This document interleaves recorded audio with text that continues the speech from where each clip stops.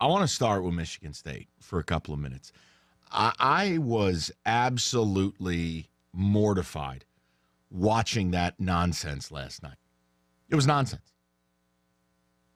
An overtime game at home against Rutgers after you got depantsed on national TV?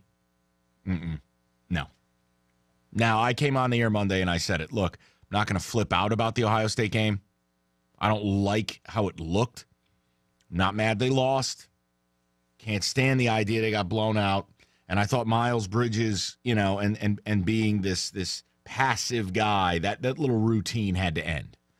Figured Izzo would really kind of put his foot down on a few things, really beat up on him in practice a little bit. They'd come out, hammer Rutgers. Didn't happen. I'll tell you what the team looked like. They looked disinterested. They looked dead. They looked like they did not want to be there. They looked like they had very little energy. Now, it goes one of two ways here, and it's really, really simple. And I'm not going to overreact and all of a sudden go, well, they're not a good team. But it goes one of two ways. Either they're just not that good, or this is that typical mid-season wall that a lot of teams hit. That you go through one of these, I don't know, let's call it 2 games so far with the, Rutgers and Ohio State double dip. But a lot of teams will go through that 3 or 4 game rut in the middle of a year. And they come out of it, they build it back, they get better. I don't know what it is. I'm hoping it's choice B. I have a hard time believing that they're just not that good. But I'm going to say this again. If I see Miles Bridges pass the ball to Tum Tum Nairn with the shot clock running down at the top of the key one more time, I'm going to put a bullet in my television.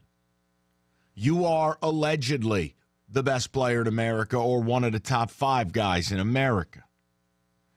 You are passing the ball to a guy who can't shoot and won't shoot. It's asinine.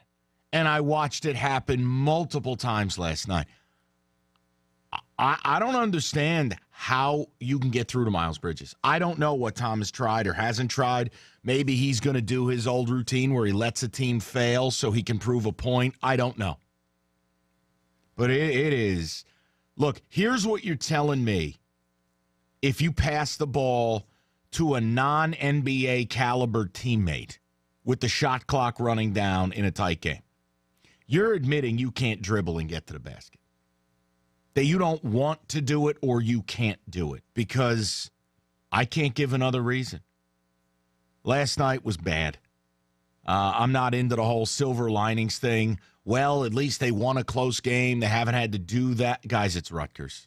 Okay? I think Vegas had them as 22-point favorites. All right, I don't want to hear about silver linings. I don't want to hear about Rutgers being improved. I already dealt with Evan Jenkins in the hallway here, trying to use that as an excuse. Don't bring that here. Michigan State better go out on Saturday, and they better rip Michigan's head off. Otherwise, I think we got to start asking some questions here about our presumed national title contender. You want the mulligan for the Duke game? Okay. Even though Marvin Bagley was hurt? All right.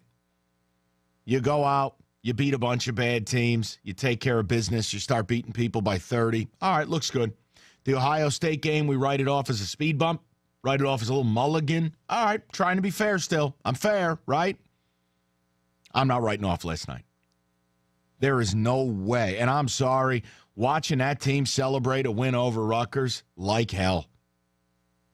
Like hell. I would have turned off the hot water in the locker room. That was awful. Absolutely awful that a team with that amount of talent is stuck at 37 points for about 6 minutes. Like hell. They better get it together. I really bought in that Izzo would snap his finger on it and go, all right, here's the deal. That Ohio State game, thought it would be a real turning point for them. Kind of get them back mentally. They looked like they had other ideas last night. They had nothing. So it's either that Michigan State just isn't this good, or this is just that 3-4 game funk that 99 out of 100 good teams will go through in the middle of a year. You just hope it happens now and not right before the conference tourney with a title on the line, or right in the conference tourney, or heaven forbid, if you play a bad game in the tourney, then survive and turn around 48 hours later and your season's over. So I'll sit back and wait, but I'll tell you, last night, you don't make excuses for that. You don't rationalize that. Not doing it. And Miles Bridges better figure it the bleep out. You are the alpha dog, whether you want to be or not. The ball is in your hands with 9 on the shot clock. If you give that ball up to Tum Tum Nairn, not an alley-oop to a backdoor cut, not a pass to a guy streaking off a screen, diving down into the paint, not you dribble driving, getting a double and kicking it out to a guy like Langford. No. When you pass that ball to Tum Tum Nairn, he should be pulled out of the game. And I see it multiply. It's ridiculous. It's really, really bothersome. And I'll tell you what, you're a Michigan fan, you do whatever you want, say whatever you want. I thought Michigan got screwed the other night. I backed you. But I also do believe MSU is going to rip you limb from limb. You don't have depth. You don't have enough size. You go real long stretches without guarding the perimeter, and you're way too reliant on the three-pointer. Those are all things that MSU should capitalize on. But last night, gross. Unacceptable.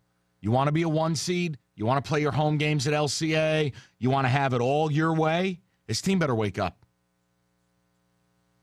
I don't know if they thought that they won 14 in a row, a couple of decent teams in the mix, or maybe the Maryland game to start the Big Ten properly. I know they played Rutgers like a month ago.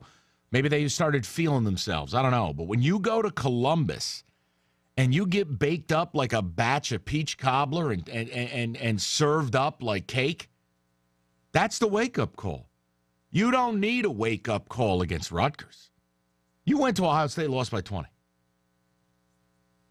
I brought it up earlier. I'll keep bringing it up. This Miles Bridges thing is becoming a storyline for me.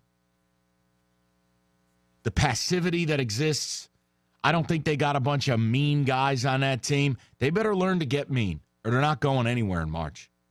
And they'll end up dropping some real ugly games, because when you go on the road and a team's going to be physical with you, this team doesn't respond real well. And I don't know. I mean, here, I know what Sully's going to say. Cue the announcer guy saying Izzo and football pads at practice. But seriously, I don't know what he has to do.